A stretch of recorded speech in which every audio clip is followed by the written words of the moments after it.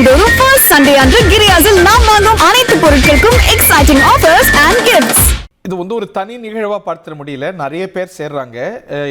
இவங்கெல்லாம் போறாங்கன்னா கூட ஒரு மாற்று சிந்தனையை இதை எப்படி அரெஸ்ட் பண்றது, அதிமுக மேல ஒரு ஹோப்பை எப்படி கொண்டு வர்றது அப்படின்னு அதிமுக தன்னை ரீவாம் பண்ண வேண்டிய தேவை இருக்குன்னு நீங்க மறுப்பீங்களா?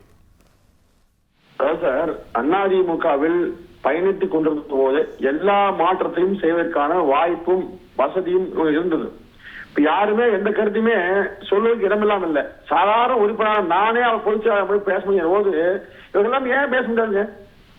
இல்ல சார், பேசுறோம், அவர் எதையுமே ஏத்துக்க மாட்டேங்கிறாரு, எல்லாம் எனக்கு தெரியும் சொல்றாருங்கிறது தானே உங்களோட குற்றச்சாட்டு. சரி சார், எனக்கு ஒரு பெரிய வருது. தமிழ்நாடு முழுவதுமே இந்த மாதிரி ஒரு செய்தியை பரப்புறாங்க. எங்கிட்டே பல பேர் கேட்டது, எடப்பாடியார் பிடிவாதமா இருக்காங்கிறாங்க.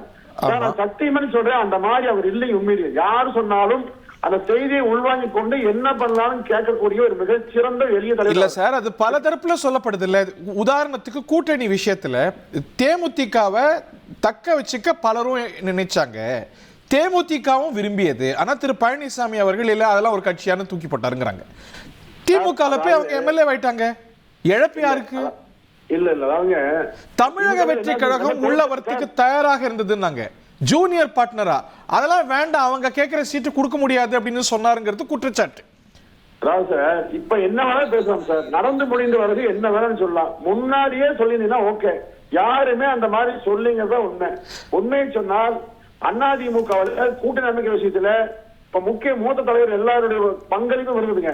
எல்லாமே சேர்ந்தே முயற்சி எடுத்தாங்க, பேச்சுவார்த்தை நடத்தினாங்க. ஆனா நீங்க பிரேமலதா உள்ளிட்ட எல்லாருமே திமுக போவதற்கு முன்னாடியே பேரம் பேசிட்டாங்க. இல்ல சார், திருமதி பிரேமலதாவும் அது பொதுப்படையில சொல்லியிருக்கிறாங்க. அவங்க நாங்க இருக்கிறதுக்கு திரு எடப்பாடி பழனிசாமி தவிர எல்லோரும் விரும்பினாங்க அப்படி. மற்றவங்களும் அதான் சொல்றாங்க. அது எப்படி ஒரே மாதிரி இருக்கும் கருத்து? சார், இப்ப அவங்க வசதி தகுந்த மாதிரி பேசி, ஏன்னா குற்றச்சாட்டு பொதுச்செயலாளர் சொன்னா மட்டும்தான் அதிமுக தொண்டர்கள் மத்தியிலும் தமிழ்நாட்டு மக்கள் மத்தியிலும் அவருக்கு அவப்பை உருவாக்க முடியும். அதுக்காக பேசுறாங்க.